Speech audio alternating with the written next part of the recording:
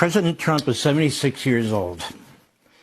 If the Department of Justice gets his way, he will die in federal prison. Just by one of these counts, conspiracy to obstruct justice, which has a 20-year maximum sentence. This is a disgusting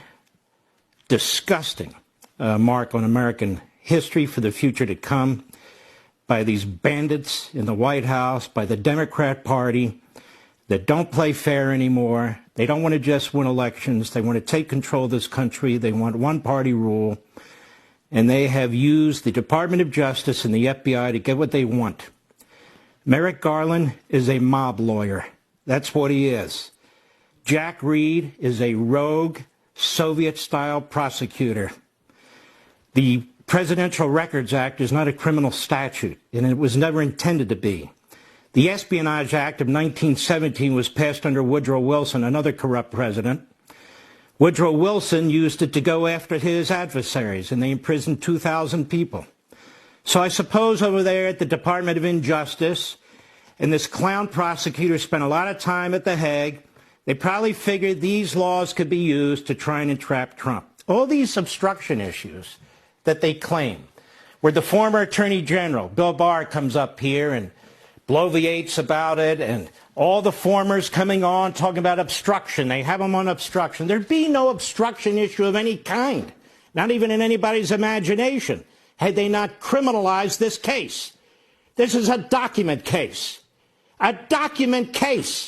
where a president of the United States or a former president faces 100 years in federal prison. Is this some kind of a sick joke on the American people? Joe Biden says he never told them what to do. Joe Biden had to sign off on that's becoming a National Archives case to have it go to the Department of Justice. Who does he think he's lying to? The American people? This is a guy that's got documents from the time he was in the U.S. Senate, for God's sakes, in his garage. I don't want to hear from the legal analysts the technicalities about false statements and obstruction. This should never have been a criminal case. Willful retention of documents. Well, what's the unwillful retention of documents mean? They're throwing all these process crimes and all these crimes that grow out of the criminal investigation against Trump. What did he do with the documents? Did he sell them to the enemy? No. That's why we have an Espionage Act, not to trick up a president. What did he do? Did he burn them all? No. The government has all the documents back. So there is no violation of the Presidential Records Act at this point. But they throw the book at him. They go after his attorneys. They make them testify. They're attorneys under the crime fraud exception to attorney-client privilege. That means he didn't have due process. His own lawyers were being subjected to interrogations. And they had hundreds of in-person people testifying in front of grand juries. Thousands of collections of documents. For what? For what? And they indict him today? They indict him today in Miami? All of a sudden it's in Miami? All of a sudden we have a Florida grand jury? Because the moron in Washington figured out that there are venue issues that could lose him his case. This guy, this prosecutor, he lost 8-0 in the U.S. Supreme Court when they overturned the conviction of the former governor of Virginia because this jerk took a statute and expanded it. A jury in North Carolina wouldn't convict John Edwards because this jerk took a campaign statute and expanded it. And he's taken this case and he's undermining the country and he's interfering with a presidential election. And let me be clear, as Jarrett said, the Attorney General of the United States made this final decision.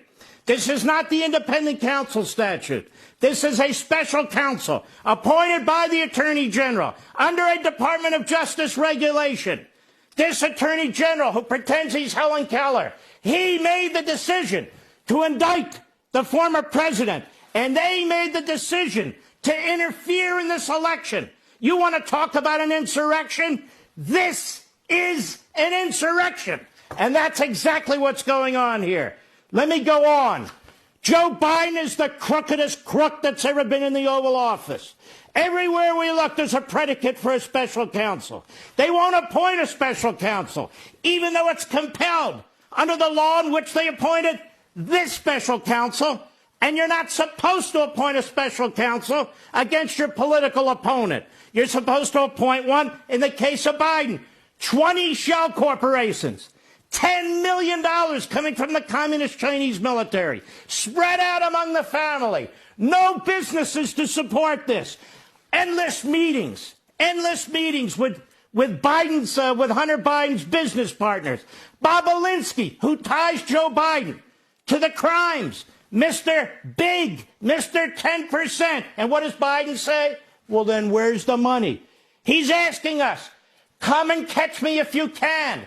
The idea that this man isn't under a criminal investigation and that they criminalized a damn document case to go after Donald Trump is sickening. And I would say this to our fellow Americans.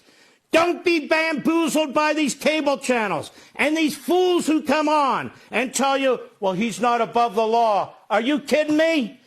Democrat Attorney General in New York, Democrat prosecutor in Manhattan, Democrat prosecutor in Atlanta, Democrat Attorney General in Washington, D.C. What do you mean he's not above the law? There is no law. What's going on here is a disgusting disgrace. It is war on Trump. It is war on the Republican Party, and it is a war on the republic. The radical left is doing what the radical left does while they cover up for Biden the way they covered up for Hillary. If Donald Trump is to be charged like this, Hillary Clinton should have been charged with 10,000 counts of obstruction because that's how many emails she destroyed, and 5 counts of destroying cell phones because that's how many cell phones they destroyed. I'm done, and I'm sick of it.